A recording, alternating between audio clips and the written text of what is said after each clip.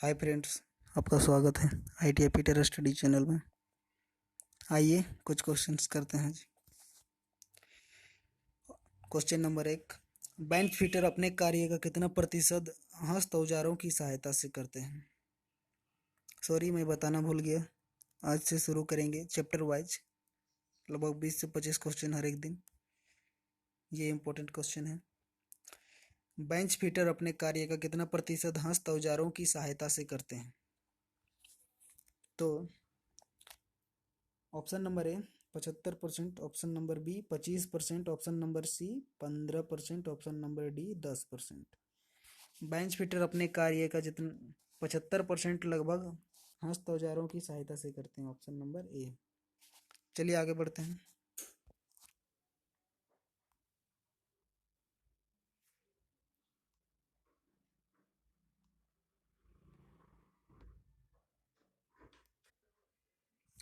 Question number 2।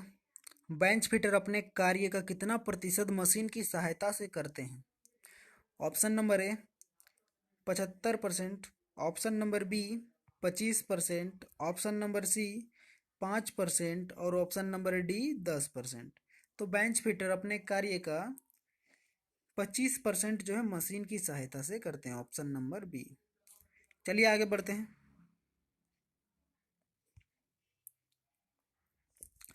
एक कुशल कारीगर को निम्नलिखित में से किसकी जानकारी रखनी चाहिए?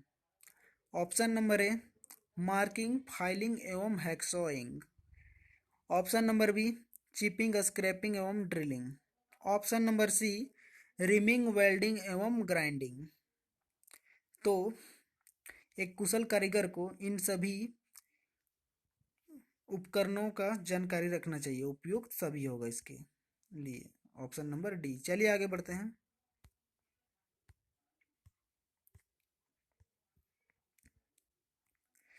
निम्नलिखित में से किसको दुर्घटनाएं कहा जाता है? ऑप्शन नंबर ए पूर्व निश्चित घटना को, ऑप्शन नंबर बी पूर्व अनिश्चित घटना को, ऑप्शन नंबर सी दोनों को और ऑप्शन नंबर डी किसी को नहीं। तो जो पूर्व अनिश्चित घटना होता है उसको हम दुर्घटनाएं कहा जाता है हमारे द्वारा, ऑप्शन नंबर बी। चलिए आगे बढ़ते हैं।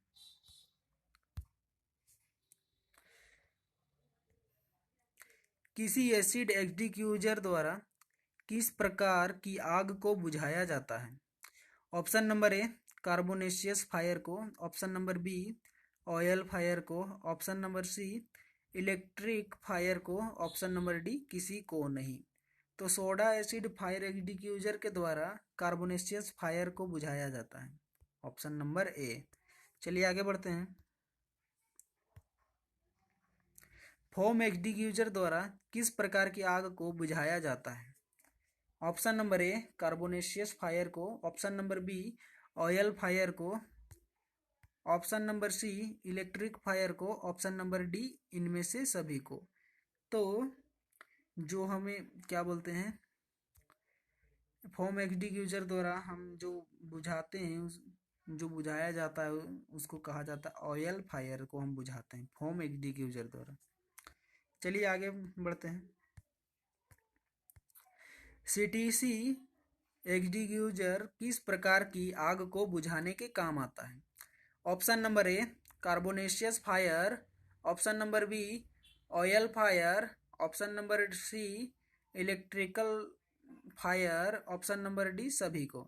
तो सीटीसी फायर एक्सटिंग्विशर द्वारा हम बुझाते हैं इलेक्ट्रिक फायर को, ऑप्शन नंबर सी। चलिए आगे बढ़ते हैं।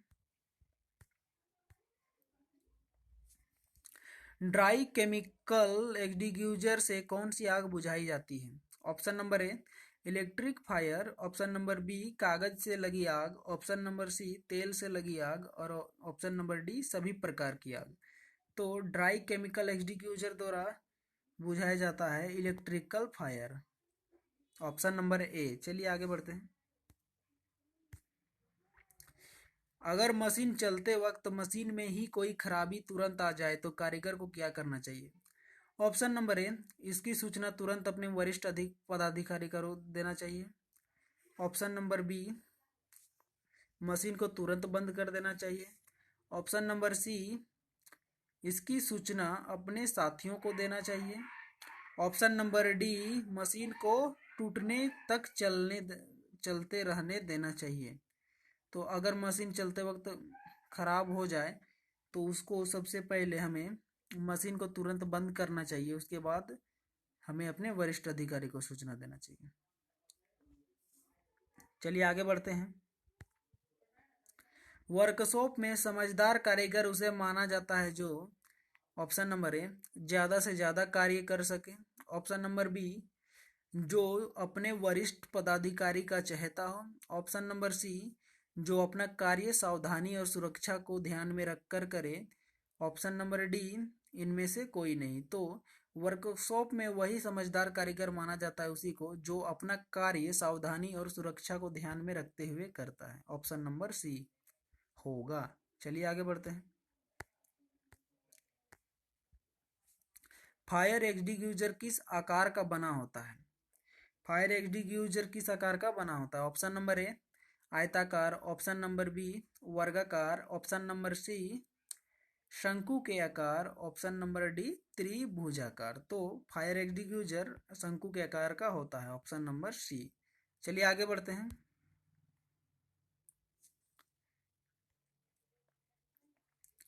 निम्नलिखित में घायल व्यक्ति के लिए क्या आवश्यक है? ऑप्शन नंबर ए, घायल व्यक्ति को दुर्घटना स्थल से हटा देना चाहिए।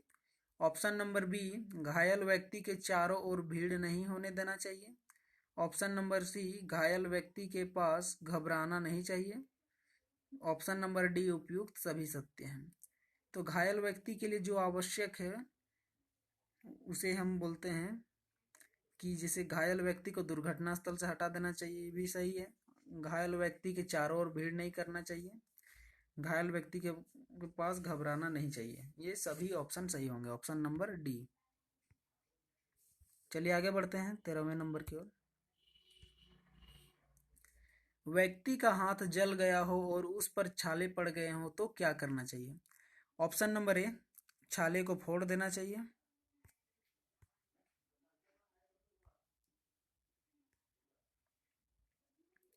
ऑप्शन नंबर बी, छाले को कभी फोड़ना नहीं चाहिए। ऑप्शन नंबर सी, दोनों सत्य है। ऑप्शन नंबर डी, कोई नहीं। तो जब हाथ में छाला पड़ जाता है तो उसको छाले को कभी नहीं फोड़ना चाहिए। Option number B. चलिए आगे बढ़ते हैं। गैस मास्क का प्रयोग किससे बचाव के लिए किया जाता है? Option number A, oxygen gas. Option number B, chlorine gas. Option number C, जहरीली gas. Option number D, petroleum gas. तो गैस मास्क का प्रयोग हम जहरीली गैस से बचने के लिए करते हैं। ऑप्शन नंबर सी होगा। चलिए आगे बढ़ते हैं। वर्कशॉप में यदि कोई दुर्घटना हो जाए तो सबसे पहले यह सूचना किसको देनी चाहिए? ऑप्शन नंबर ए, अपने दोस्तों को। ऑप्शन नंबर बी, वरिष्ठ पद अधिकारी को। ऑप्शन नंबर सी, डॉक्टर को। ऑप्शन नंबर डी, अपने परिवार को। तो वर्कशॉप में दुर्घटना हो जाए तो सबसे पहले अपने वरिष्ठ अधिकारी को खबर करना चाहिए। चलिए आगे बढ़ते हैं। ऑप्शन नंबर बी होगा इसका। फिटर को निम्न में क्या कह सकते हैं? Option number A, doctor. Option number B, शिल्पकार। ऑप्शन नंबर सी, वैज्ञानिक। और ऑप्शन नंबर डी, मशीन शिक्षक। तो फिटर को हम कह सकते हैं शिल्पकार कह सकते हैं ना। शिल्पकार ऑप्शन नंबर बी होगा इसका, शिल्पकार कह सकते हैं। चलिए आगे बढ़ते हैं।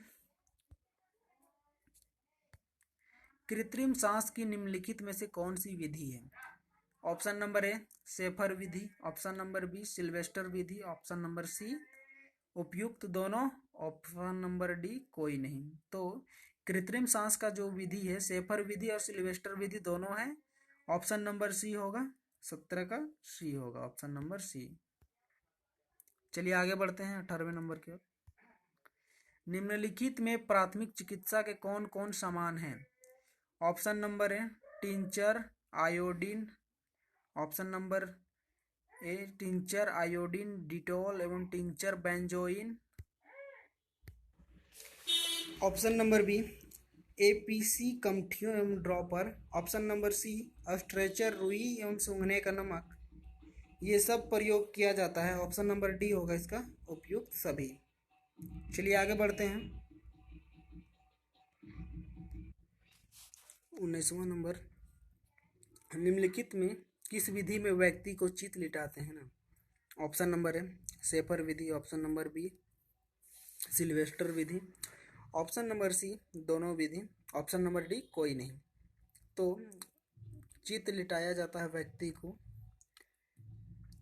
ऑप्शन नंबर बी सिल्वेस्टर विधि द्वारा। चलिए आज का आखिरी क्वेश्चन बताइएगा आप। निम्नलिखित में किस विधि में व्यक्ति को औंधा लिटा दिया जाता है। ऑप्शन नंबर ए शेफर विधि, ऑप्शन नंबर बी सिल्वेस्टर विधि, ऑप्शन नंबर सी दोनों विधि और ऑप्शन नंबर डी इनमें कोई नहीं। कमेंट करके बताइएगा कि आपको कैसा लगा और इसका आंसर आप कमेंट कीजिएगा। अगर आपको अच्छा लगा हो तो लाइक शेयर सब्सक्राइब जरूर से ज़रूर करें और रोज़ के डेली क्लास के लिए आप ज़रूर बेल आइकन प्रेस कीजिएगा। जय हिंद, जय भारत।